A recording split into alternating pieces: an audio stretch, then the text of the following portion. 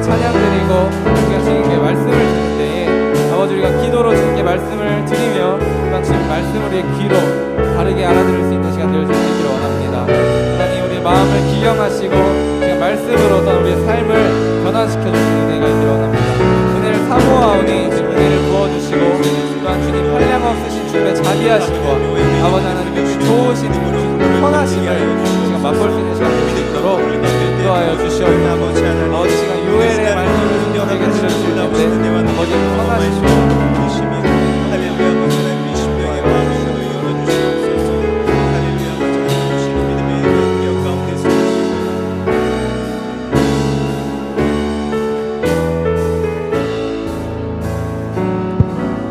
한 번 더 기도할 때에는 하나님 이 시간 우리가 믿음으로 주의 말씀 가운데 그물을 던지는 시간이 되게 하여 주십시오. 오늘 하루가 너무 무덥고 지치고 한 주가 너무 힘들었는데 그럼에도 불구하고 믿음으로 주의 말씀 가운데 그물을 던져 오늘 우리에게 주시는 말씀, 오늘 우리를 회복하는 주 여호와의 말씀을 길러낼 수 있는 하나님 그러한 기도의 시간 되길 원합니다. 이 시간 우리의 마음 모아 한 번 더 통성으로 기도하겠습니다. 할렐루야. 아버지 하나님 그렇습니다. 이 시간 하나님 우리가 그 어떤 것으로 주 앞에 나아가지 못합니다. 하나님 한 주간에 우리의 삶으로도 우리의 모양으로도 우리의 생각으로도 우리의 중심으로도 할 수 없는 것 하나님 우리의 힘은 칭하고 우리의 상황은 하나님 여호와여 좋아지지 않고 우리의 문제들은 더 각박해지는 이런 때에라도 하나님 우리에게 주시는 믿음을 가지고 그 믿음으로 하나님 그물을 던지게 하여 주시옵소서. 오늘도 요엘의 말씀을 통하여 이 말씀의 깊은 곳까지 하나님 여호와의 믿음으로 그물을 던질 때에 말씀으로 주어지는 여호와의 말씀의 은혜가 하나님 모든 이들에게 충만할 수 있도록 하나님 도우시고 일하여 주시길 원합니다. 이 시간 기도할 때는 지친 마음들이 주의 말씀의 위로를 받길 원합니다. 하나님 이 시간 믿음으로 하나님 여호와에 나아가길 원합니다. 하나님 우리 가운데는 답답한 심령의 마음들이 하나님 말씀의 생수를 하나님의 먹고 마시고 누릴 수 있는 은혜의 시간이 열려지길 원합니다. 아버지 하나님 우리의 마음을 열어주시고 우리의 생각을 열어주시고 들을 귀와 주의 말씀을 바라볼 수 있는 영적인 눈을 열어주셔서 하나님 여호와의 도우시는 예배 시간 될 수 있도록 함께하여 주시고 인도하여 주시옵소서. 하나님 지치고 무더운 이 여름날 밤에 우리로 모이게 하시니 감사합니다. 이 시간 우리의 소망이 주의 말씀 가운데 있사오니 이 시간 우리에게 주신 믿음으로 주의 말씀 가운데 나아가게 하여 주시옵소서. 주의 말씀으로부터 길러지는 생수와 같은 그 은혜를 우리 심령 깊이 적시어 주시길 원합니다. 하나님께서 예배의 시종을 주관하여 주시길 원하며 예수님의 이름으로 기도드립니다. 아멘. 할렐루야. 반갑습니다. 이 중앙을 중심으로 다 이렇게 퍼져 계신 것 같아요. 예, 우리 좌우에 있는 분들이랑 좀 인사하시고 우리 함께 말씀 보면 좋겠습니다. 오늘 참 무더우셨죠? 오늘 예배 오시느라고 수고 많으셨습니다. 한 주간 고생하셨습니다. 이렇게 좀 더 인사하실까요? 고생하셨습니다. 한 주간. 예, 얼굴 보니 반갑습니다. 사랑하고 축복합니다. 오늘 주시는 말씀은 우리 구약성경 요엘서의 말씀입니다. 우리 1장 1절로 14절의 말씀까지 우리 한 목소리로 함께 교독하도록 하겠습니다.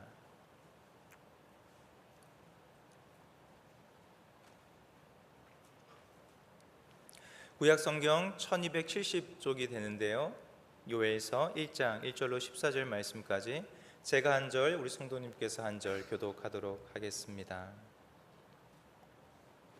제가 먼저 읽겠습니다. 부두의 아들 요엘에게 임한 여호와의 말씀이라.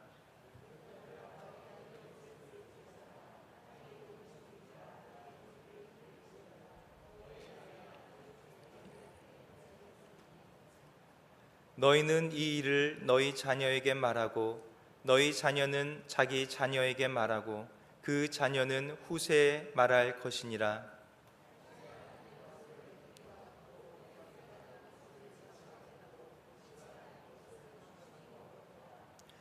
취하는 자들아 너희는 깨어 울지어다. 포도주를 마시는 자들아 너희는 울지어다. 이는 단 포도주가 너희 입에서 끊어졌음이니.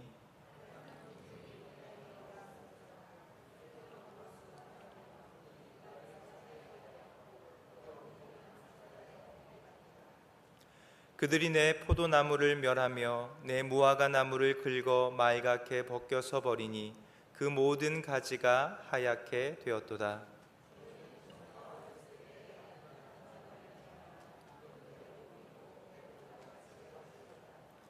소제와 전제가 여호와의 성전에서 끊어졌고 여호와께 수종드는 제사장은 슬퍼하도다.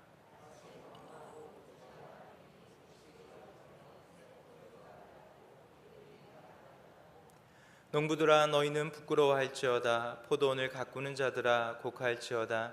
이는 밀과 보리 때문이라. 밭의 소산이 다 없어졌음이로다.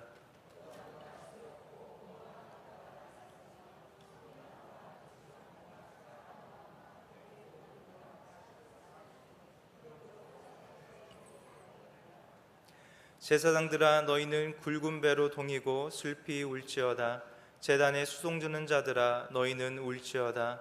내 하나님께 수종드는 자들아 너희는 와서 굵은 배 옷을 입고 밤이 새도록 누울지어다. 이는 소제와 전제를 너희 하나님의 성전에 드리지 못함이로다.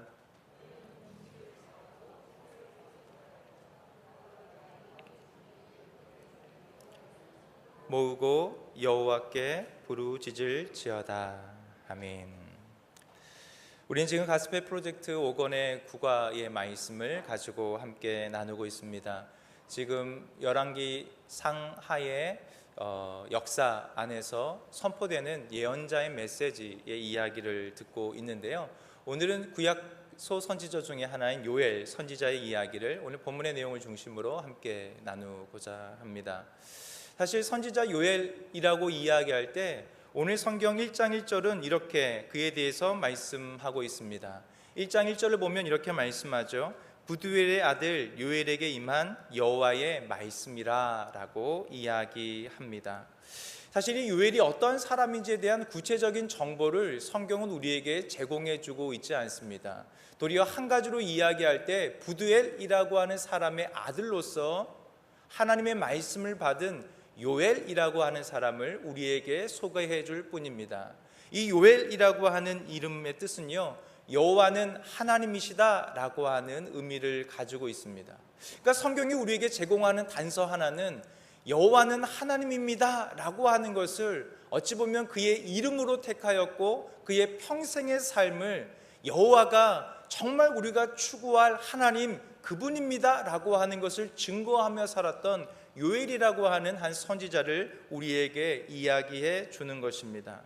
근데 이 성경의 학자들은 이 요엘을 대해서 연구하고 본문을 통해서 요엘이 어떤 지역의 출신일까라고 생각할 때 오늘 본문에 보면 제사장, 예루살렘의 성전 이런 것들을 이야기할 때 남유다의 출신이겠구나, 혹은 이 예루살렘 근처 혹은 예루살렘에 거주하던 그러한 신앙인 중에 한 사람으로 요엘을 생각하기도 합니다.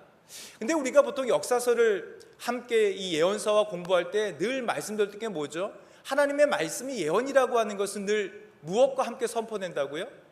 그 당시의 시대 속에서, 상황 속에서, 그러한 배경 속에서 하나님의 말씀이 늘 선포되어 갑니다. 근데 유독 지난주에 살펴봤던 요나서, 그리고 오늘 우리가 보려고 하는 요엘서에 보면 과연 이 말씀이 어떠한 시대에 선포됐는지 구체적인 왕, 연대, 시대에 대해서 언급하고 있지 않다라고 하는 것이 도리어 이 요엘서가 가지는 특징 중에 하나라고 이야기할 수 있습니다. 근데 재미있는 것은요, 오늘 1장 2절에서 4절 말씀에 보면 우리가 요엘이 어떤 시대인지는 모르지만 이 시대가 가지는 특징 한 가지를 요엘서는 분명히 우리에게 이야기해 주고 있습니다. 그것이 4절의 말씀인데요, 우리 4절 말씀을 같이 한번 더 읽도록 하겠습니다. 시작. 팥중이가 남긴 것을 메뚜기가 먹고 메뚜기가 남긴 것을 느치가 먹고 느치가 남긴 것을 황충이 먹었도다. 이게 무슨 말인가 아마 생각하는 분들도 있을 텐데요, 이 요엘이 어떤 시대의 사람인지 구체적으로 알 수 없지만 요엘 선지자가 있었던 그 시대 안에 큰 재앙이 있었다고 학자들은 생각합니다. 오늘 4절 말씀에 보면 그것이 어떤 재앙이냐면요, 메뚜기 때의 재앙이라고 이야기하는 것이죠. 그래서 오늘 성경이 이야기하는 것처럼 마치 그것이 아주 거대한 메뚜기 떼가 그 지역을 완전히 쓸어버리는데, 이 팥송이가 남긴 것은 무엇이 먹어요? 메뚜기가 다 먹어버리는 거예요. 근데 메뚜기가 지나가면 또 뭐가 일어나요? 느치가 나서 그 남은 모든 것들을 먹어버리고, 느치가 남긴 것은 이제 황충이 다 먹어버리는 그러한 철저한 재앙과 심판의 상황, 그러한 메뚜기 때의 재앙이 요엘 선지자 시대의 특징이었다고 성경은 이야기하는 것입니다. 그래서 2, 3절은 이렇게 요엘이 말하는 것이죠. 제가 한번 읽어드리겠습니다.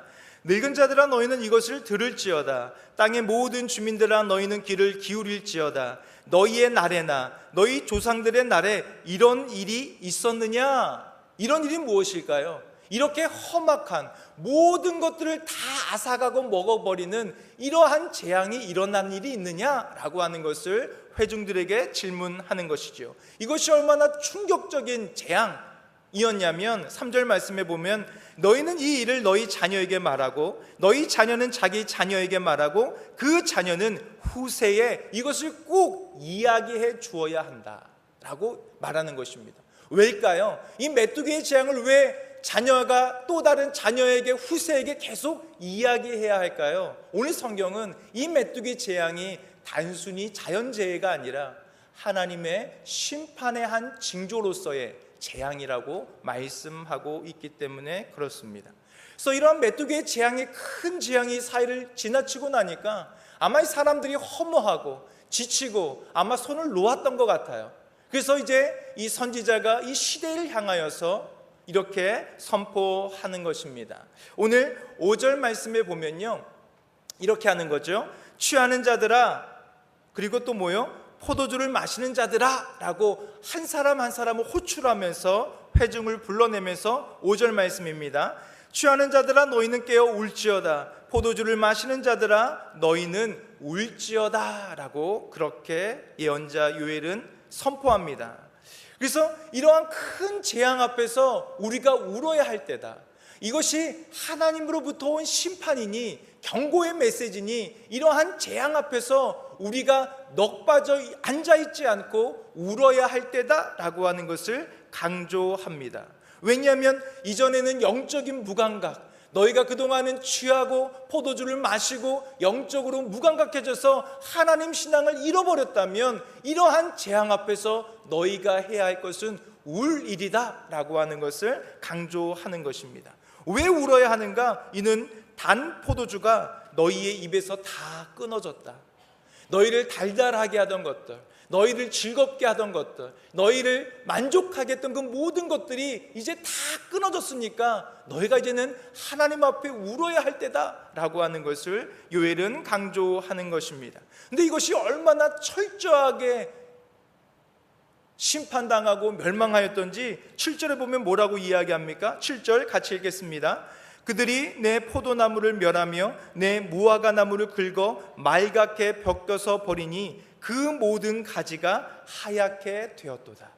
그러니까 나를 즐겁게 하던 포도의 나무, 나를 기름지게 하던 무화과 나무의 모든 그 근원까지 다 벗겨갔으니 정말 우리에게는 소망이 없구나. 이제 우리가 정말 하나님 앞에서 울 때다라고 하는 것을 강조하고 있는 것이지요. 근데 아마도 이스라엘 백성들은 이러한 선지자의 외침에 회개하며 통곡했을까요? 아마도 우리가 지난 호세아서의 말씀을 보면 기억한다면 형식적인 예배, 형식적인 회개, 그래서 우리가 여호와께 돌아가자, 우리가 여호와께 돌아가기에만 한다면 제3일 만에 하나님 우리를 이렇게 세우실 거야 라고 하는 형식적인 회개로 아마 그들이 돌아갔던 것 같아요. 그래서 8절은 이렇게 이야기합니다. 8절 말씀입니다. 한 번 더 같이 읽겠습니다. 시작. 너희는 처녀가 어렸을 때에 약혼한 남자로 말미암아 굵은 배로 동이고 애곡함 같이 할지어다. 어떻게 해요? 너희는 마치 이러한 처녀처럼 애곡해야 한다. 근데 새 번역에 보니까요 조금 더 구체적으로 이야기합니다. 어떠한 처녀요? 약혼자를 잃고 슬퍼하는 처녀처럼. 그러니까 젊은 날에 남편을 잃어버린 그러한 여인의 마음으로 너희가 어떻게 하고요? 굵은 배로 동이고 애곡해야 한다. 그렇게 형식적으로 하나님께 돌이키는 그런 회개는 소용없다라고 하는 것을 요엘이 이야기하는 것입니다. 그리고 또 두 번째, 누구를 호출합니까? 11절 말씀에 보면 농부들아 라고 이야기하고 포도원을 가꾸는 자들아 라고 이야기하면서 그들에게도 이렇게 이야기합니다. 11절 말씀 12절까지 우리 같이 한 번 더 읽겠습니다. 시작. 농부들아 너희는 부끄러워할지어다. 포도원을 가꾸는 자들아 곡할지어다. 이는 밀과 보리 때문이라 밭의 소산이 다 없어졌음이로다. 포도나무가 시들었고 무화과 나무가 말랐으며 석류나무와 대추나무와 사과나무와 밭의 모든 나무가 다 시들었으니 이러므로 사람의 즐거움이 말랐다라고 선지자 요엘은 이렇게 선포하는 것입니다. 어찌 보면 한 해를 기경하여서 한 해의 소출을 먹고 그것으로 양식을 삼는 농부들과 그러한 품꾼들아, 너희도 어떻게 하라고요? 부끄러워하고 그것들 가운데 곡해야 한다라고 하는 것을 이야기합니다.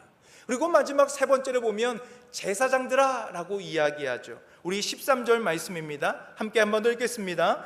제사장들아 너희는 굵은 배로 동이고 슬피 울지어다. 제단에 수종드는 자들아 너희는 울지어다. 내 하나님께 수종드는 자들아 너희는 와서 굵은 베옷을 입고 밤이 새도록 누울지어다. 이는 소제와 전제를 너희 하나님의 성전에 드리지 못함이로다. 근데 이런 하나님의 재앙이 얼마나 과격하고 또한 아주 강했던지 이제 이 이스라엘 사람들이 하나님께 제사를 드려야 하는데 제사를 드릴 소제나 전제의 제물조차도 없는 거예요. 그래서 이제는 너희 제사장들도 울어야 할 때다. 너희 하나님의 제단과 성전을 섬기는 자들도 하나님 앞에 곡하며 울어야 할 때 이것이 바로 메뚜기 재앙을 통해서 하나님이 우리에게 주시는 메시지다라고 하는 것을 성경은 이야기하는 것입니다. 오늘 말씀을 읽다 보면 이렇게 생각해 볼 수 있는 것이죠. 술을 마시는 자들에게 더 이상 술이 제공되지 않습니다. 농부에게는 이제는 더 이상 그것을 따거나 팔 수 있는 그러한 거리가 더 이상 남아있지 못한 것이지요. 제사장들은 하나님께 예배해야 하는데 예배의 기능을 감당할 수 있는 모든 것들이 다 끊어진 그때 우리는 무엇해야 하나라고 하는 것을 오늘 성경은 이야기합니다. 그래서 그들은 오늘 본문 말씀처럼 포도주를 마시고 취한 자들, 영적으로 무감각해진 이스라엘 사람들에 대한 하나님의 재앙과 심판이 임하고 있음을 보여주는 것입니다. 근데 문제가 뭐냐면요, 하나님은 심판을 보내시는데 이스라엘 백성은 그것을 심판으로 여기지 않는다는 것입니다. 울어야 하는데 울지 않는 것입니다. 그들이 돌이켜야 하는데 돌이키지 않는 것이에요. 그것을 요엘 선지자는 강조해서 호출하는 것이죠. 첫 번째 누구요? 취하는 자들아, 포도주를 마시는 자들아 라고 그들을 호출하면서 너희가 지금 무엇해야 하는지 이야기합니다. 농부들과 포도원을 가꾸는 자들, 혹은 성전 예배를 드리는 제사장들, 수종 드는 자들, 그렇게 예배를 준비하는 모든 자들이 한 마음으로 모여서 이 재앙 앞에, 이 심판 앞에 울어야 할 것을 이야기합니다. 그런데 재밌는 것은 무엇이냐면요, 요엘 선지자의 시대의 특징은 뭐라고요? 메뚜기 때의 재앙이에요. 이것을 1장에서 계속 이야기합니다. 구체적으로 설명해요. 근데 더 중요한 건 뭐냐면 요엘 선지자는 이러한 지금 경험되는 끔찍한 일이 있지만 앞으로 다가올 진짜 하나님의 심판의 때가 있음을 선지자는 지금 미리 내다보고 있는 것입니다. 지금 많은 사람들이 메뚜기 때 재앙으로 절망하고 좌절하고 자리에 앉아있고 더 이상 삶의 소망을 잃어갈 때 이 선지자는 지금이 울 때인데 뭐라고 이야기해요? 지금 이 재앙이 아니라 진짜 하나님의 날이 우리에게 도래하게 될 것, 그것을 이야기하는 것입니다. 사실 이 요엘서의 주제라고 이야기한다면요, 하나의 주제를 가지고 있는데 여호와의 날이라고 하는 것입니다.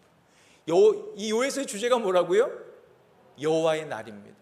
The day of the Lord라고 이야기하는데요, 오늘 성경 말씀 몇 구절을 찾아서 요엘서가 뭐라고 이것을 이야기하는지 보도록 하겠습니다. 우리 1장 15절 말씀인데요, 우리 같이 한번 읽도록 하겠습니다. 시작. 슬프다 그날이여, 여호와의 날이 가까이 왔나니 곧 멸망같이 전능자에게로부터 이르리로다.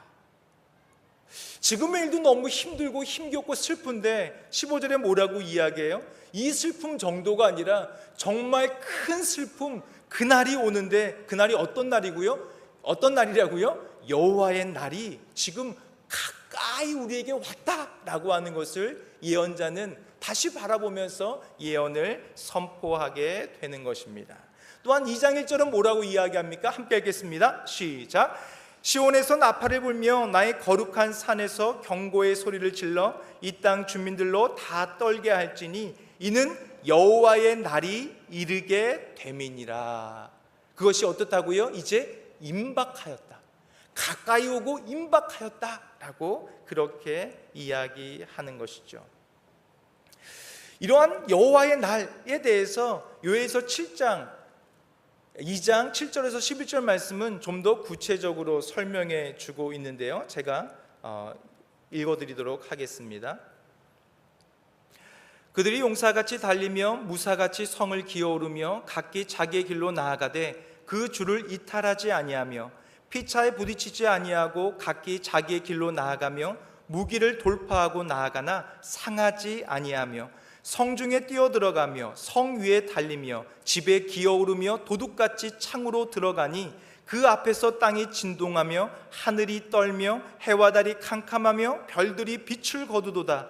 여호와께서 그의 군대 앞에서 소리를 지르시고 그의 진영은 심히 크고 그의 명령을 행하는 자는 강하니 여호와의 날이 크고 심히 두렵도다. 당할 자가 누구이랴? 라고 이야기합니다. 무슨 이야기냐면 지금 메뚜기 떼의 재앙은 하나의 전조인 거예요. 하나님의 심판이 오기 전에 이스라엘 백성을 깨닫게 하기 위한 전조로 메뚜기 재앙이 옵니다. 근데 하나님 여호와의 날은 마치 이것보다 더 강하게, 더 힘있게 우리 가운데 임박하게 찾아오게 될 것인데 과연 그러한 여호와의 날을 당할 자가 누가 있으랴? 라고 하는 것을 이 요엘 선지자는 내다보며 예언하게 되는 것을 보게 됩니다. 사실 여호와의 날이라고 이야기한다면요, 하나님께서 그의 원수를 심판하시는 날입니다. 원수를 심판할 뿐 아니라 자기의 백성을 보호하시고 옹호하시는 날이에요. 또한 이 세상을 온전히 회복시키는 날이 바로 The Day of the Lord라고 이야기하는 여호와의 날입니다. 여러분, 이러한 여호와의 날, 이것은 좋은 걸까요? 아니면 안 좋은 걸까요? 하나님이 자기의 백성을 보호하시고 원수를 심판하시고 이 세상을 하나님의 손으로 회복하는 것, 이것이 좋은 겁니까? 안 좋은 겁니까? 좋은 것이죠. 근데 문제는 뭐냐면 그러한 하나님의 백성에게는 하나님을 만나는 좋은 것이지만 하나님께서 마치 오늘 어떻게 이야기해요? 메뚜기 떼가 진군하는 것처럼 모든 것들을 다 샅샅이 먹어버리는데 우리의 모든 죄, 우리의 모든 허물들을 다 적발하시는 그러한 날이 될 것이라는 것입니다. 그래서 만약에 우리가 하나님 편이라면 여호와의 날은 우리에게 기쁨과 축제의 날이 되겠지만 혹시 우리의 마음 가운데 하나님께 범죄하고 하나님께 원수된 것이 있다면 여호와의 날은 심히 두렵고 심히 무서운 날이 될 것이다 라고 하는 것을 성경은 이야기하는 것입니다.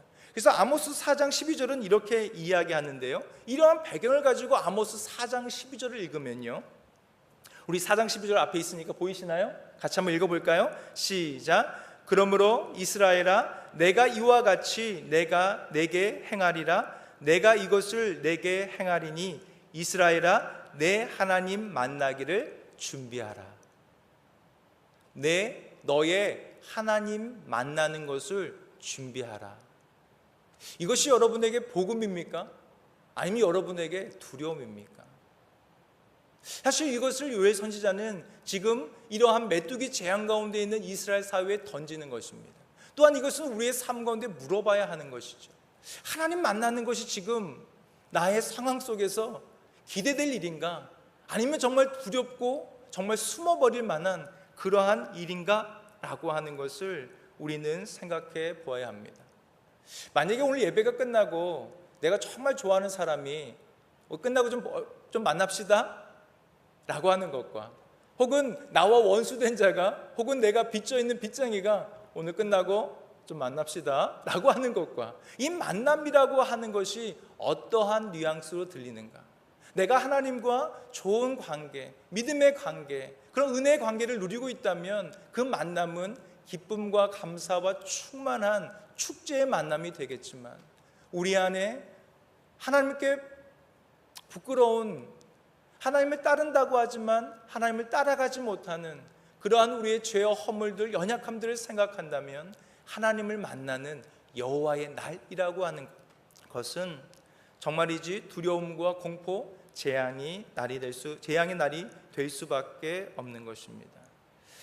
구약의 선지자들은 이러한 하나님으로부터 엇나간 이스라엘 백성에게 지금 뭘 이야기하는 거냐면, 이제 여호와께서 우리 가운데 도래하시는, 여호와가 우리를 만나주시는, 대면하시는 여호와의 날이 올 것이다. 하지만 지금의 모습이라면 마치 메뚜기가 그 모든 것을 다 먹어버리는 심판처럼 하나님 여호와의 날이 우리에게 심판처럼 오게 될 것을 요엘 선지자는 강조하는 것입니다. 근데 지금 요엘은 뭘 이야기하고 있냐면, 아직 이스라엘에게 회개의 기회가 남아있다라고 하는 것을 선포하는 것입니다. 그래서 2장 12절에서 14절의 말씀은 이렇게 선포하는데요, 우리가 한 목소리로 본문 말씀을 읽도록 하겠습니다. 2장 12절에서 14절입니다. 시작.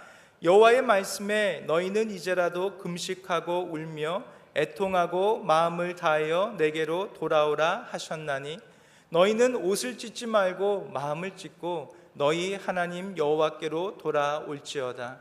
그는 은혜로우시며 자비로우시며 노하기를 더디하시며 인애가 크시사 뜻을 돌이켜 재앙을 내리지 아니하시나니, 주께서 혹시 마음과 뜻을 돌이키시고 그 뒤에 복을 내리사 너희 하나님 여호와께 소제와 전제를 드리게 하지 아니하실는지 누가 알겠느냐라고 이야기합니다. 이제 너희가 이제라도, 이전까지는 그러하지 못했더라도 이제라도 무엇하라고 이야기합니까? 금식하고 울며 애통하고 마음을 다하여 내게로 돌아오라 라고 이야기하는 것입니다. 어떻게 돌아가야 합니까? 이스라엘 백성이 모르니까 너희가 옷을 찢지 말고, 이스라엘 백성들의 전통은 뭐예요? 옷을 찢음으로, 재를 머리에 뿌림으로 그 재에 앉아서 울음을 통해서 가장 큰 슬픔과 재난당함을 이야기하고 표현합니다. 근데 그러한 옷 찢지 말고 무엇을 찢으라고요? 너희의 근본, 그 중심에 마음을 찢어내라 라고 하는 것을 이야기하는 것입니다. 회개의 형식이 아니라 회개의 본질, 회개의 중심으로 나아가는 것을 요청하는 것입니다. 근데 우리가 어떠한 하나님께 돌아가야 하는 것인가? 라고 이야기할 때 그는 어떤 하나님이시라고요? 은혜로우시다 이야기하는 것이죠. 이내 그 긍휼이 크시고 뜻을 돌이켜 재앙을 내리지 아니하시는 우리의 아버지 하나님께로 돌아가야 함을 오늘 요엘 선지자는 이야기하는 것입니다. 만약 우리가 하나님께로 돌아간다면 다시 하나님이 마음을 돌이켜 우리에게로 돌아오시리라. 할렐루야. 이것을 성경이 이야기하는 것이죠. 우리가 하나님께 돌아가면 하나님께서 그 마음을 돌이켜 우리에게로 돌아오시리라. 다시 하나님과의 만남과 교제가 일어나게 될 것을 이야기하신다는 것입니다. 그래서 우리가 이 사실의 예언서를 읽다 보면 계속 이야기하는 주제가 뭐냐면요, 여호와께 돌아오라는 것입니다. 슈브라고 이야기하는 히브리어 동사를 사용하면서 돌아와라, 돌아와라 라고 하는 것. 너희가 잃어버렸던 그 자리, 너희가 원래 있어야 될 그 자리, 하나님의 창조하시고 기름 부으시고 사명으로 너를 세우신 그 자리, 그 본연의 자리로 돌아올 것을 요청하는 것입니다. 근데 우리가 이 회개에 대한 이야기를 하면요, 아니 그래서 뭘 회개하라는 겁니까? 아니 우리가 지난주에도 요나하면서 회개했고, 우리가 지지난주에는 호세하면서 회개했는데 그때도 돌아오라고 하고 뭘 어떻게 회개해야 합니까? 라고 이야기할 때 선지자는 적어도 세 가지의 회개를 우리 가운데 요청하고 있는 것 같습니다. 첫 번째가 뭐냐면요, 회개는 죄에 대한 슬픔을 동반한다는 것입니다. 다시 한번요, 이게 써 있으니까 같이 한번 읽어볼까요? 시작. 회개에는 죄에 대한 슬픔이 동반되어야 합니다. 근데 어떤 죄에 대한 슬픔을 동반해야 하냐면요, 죄의 결과에 대한 슬픔이 아니라 무엇에 대한 슬픔이요? 죄 자체를 슬퍼하는 것, 그것을 성경은 이야기합니다. 여러분도 혹시 그러세요? 저는 누구와 만나다가 이야기하고 집에 가면 후회할 때가 참 많이 있습니다. 아, 그때 그렇게 이야기하지 말걸. 아, 그때 그런 단어는 쓰지 말걸. 아, 왜 그랬지? 라고 저의 이러한 죄성이 나타나는 결과에 대해서 후회합니다. 아, 그때 그 돈 빌려주지 말걸. 아, 그때 그 선택 그거 하지 말걸. 아, 내가 그거 왜 했지? 라고 하는 죄의 결과를 후회하고 죄책감을 느끼면서 죄에 대해서 실망하고 슬퍼합니다. 물론 그것도 필요하지만 성경이 이야기되는 죄에 대한 슬픔이라고 하는 것은요, 죄에 대한 그 본성으로부터 오는 슬픔입니다. 내가 아무리 벗어나려고 하지만 나의 부패한 그 죄의 속성으로부터 벗어날 수 없는 이러한 죄에 대한 자아, 그것으로부터의 슬픔이라고 할 수 있습니다. 이것을 어떻게 좀 설명해 드릴 수 있을까요? 참 어려운 일인데요.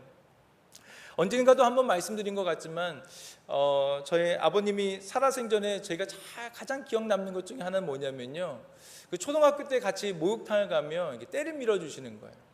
그래서 저희 아버님이 굉장히 좀 무뚝뚝한 분이신데, 좀 딱딱한 분이신데, 그나마 가장 부드러우실 때가 목욕탕 같이 데리고 가서 때 밀어주시고 끝나고 나면 음료수 사주시는 그런 아빠의 모습이, 아버지의 모습이 가장 따뜻하게 느껴집니다.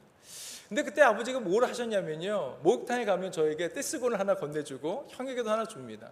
그리고 때를 밀게 하시는 거예요. 너희 한번 밀어봐. 그리고 아버님이 이제 본인이 이제 때를 밀고, 그리고 이제 한 10분이나 20분 혹은 30분이 지나서, 물론 이제 다 때 안 밀죠. 가서 막 놀고 이제 냉탕에 들어가고 막 있다가 나와서 검사를 받습니다. 그러면 정말 어디선가 모르게 때가 정말 많이 나오는 거예요. 그래서 초등학교 1학년부터 6학년까지 한 6년을 그렇게 하다 보니까 언젠간 오기가 생겨서, 야, 내가 정말 때를 깨끗이 밀어봐야겠다. 그래서 하루는 혼자 구석에 앉아가지고 열심히 때를 민 적이 있었습니다. 그리고 정말 온몸이 빨개가지고 아버님 앞에 딱 서서, 자, 이제 한번 밀어보십시오. 근데 아버님이 손을 대면 어디선가 때가 술술술술 나와서 때투성이가 되는 거예요. 제가 그걸 6년 동안 경험하고 나서 나중에 중3 때 처음 친구의 전도를 받아서 교회 갔을 때 전사님이 여러분은 죄인입니다 라고 이야기하는데, 여러분 스스로는 여러분의 죄를 해결할 수 없습니다 라고 이야기하는데, 근데 그것이 그 어린 날의 기억과 탁 밀착이 되면서 정말 그렇구나, 내가 본성상 때가 나올 수밖에 없는 존재구나, 내가 아무리 나를 깨끗하게 씻어낸다고 해도 어디선가 그 구석에서 끊임없이 스물스물 나오는 때처럼 나는 죄된 본성 그 자체구나 라고 하는 것을 중3 때 경험하게 되었습니다. 오늘 성경이 이야기하는, 이 요엘 선지자가 선포하는 회개하라, 돌아오라 라고 이야기하는 것은 그런 죄의 결과가 아니라 너의 본성 자체가 너는 정말 어찌할 수 없는 구제불능의 죄인이야 라고 하는 것, 그 죄에 대한 근심과 슬픔으로부터 우리는 진정한 회개로 나아갈 수 있다라고 하는 것을 성경은 이야기합니다. 또한 두 번째는 회개라고 이야기할 때 이것은 자기 죄에 대한 슬픔에 대한 결단이라고 할 수 있지만, 우리 같이 2번 내용을 읽어볼까요? 2번 같이 읽겠습니다. 시작.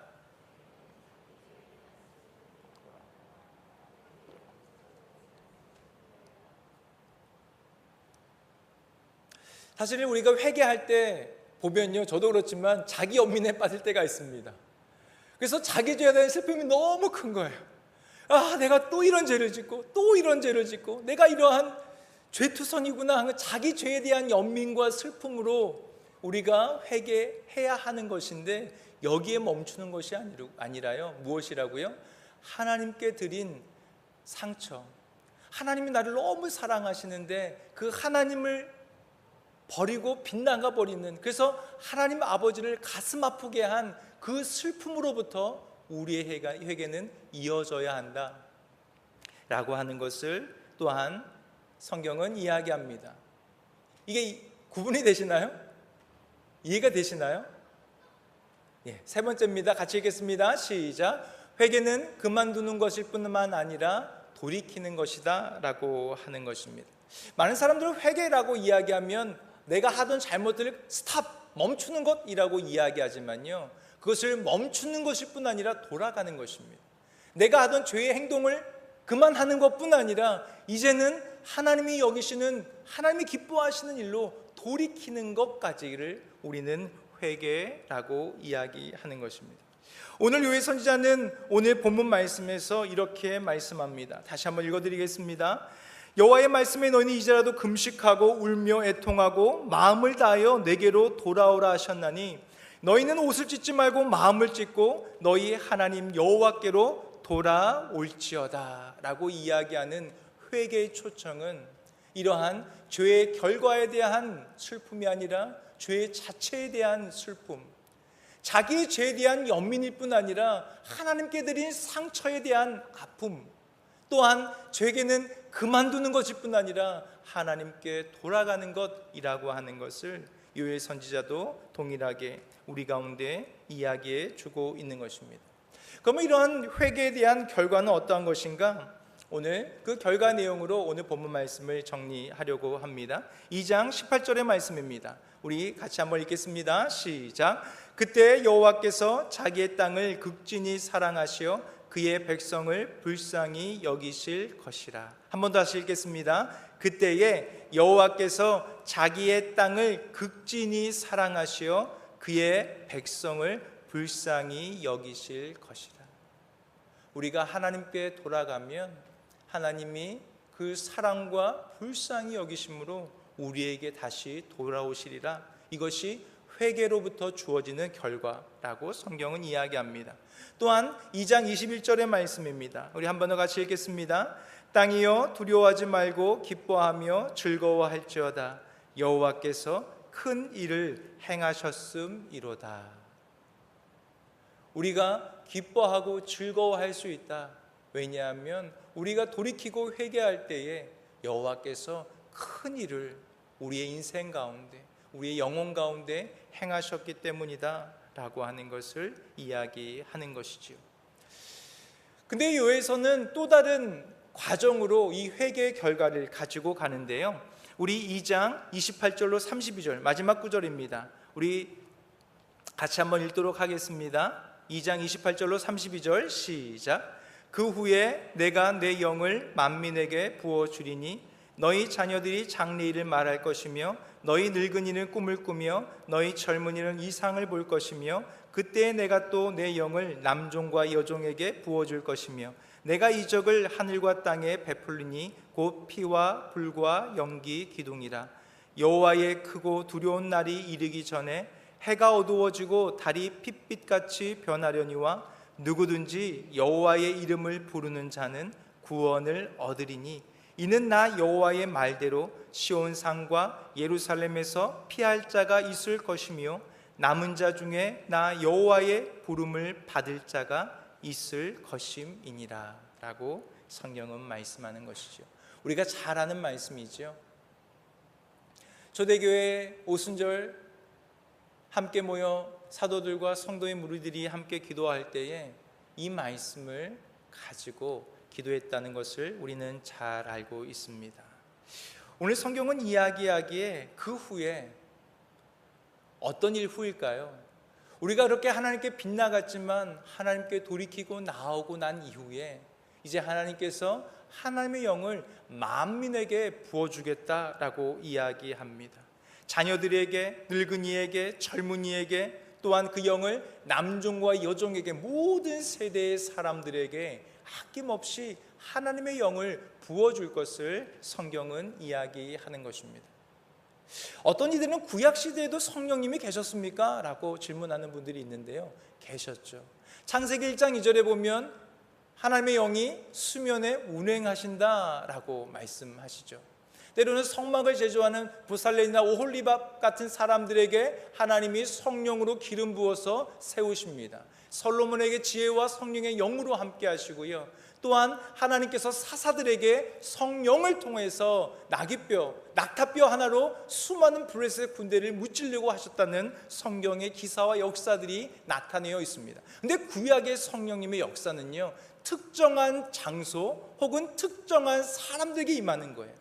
그래서 사사시대에 많은 사람들이 있지만 삼손을 통하여서, 기드온을 통하여서 그에게 성령이 부음받아서 그가 살아생전에만 하나님이 그 땅을 평온하게 지키시는 특별한 사람들, 특별한 장소에서만 하나님의 영이 역사하던 시대에 요엘은 환상 가운데 무엇을 봅니까?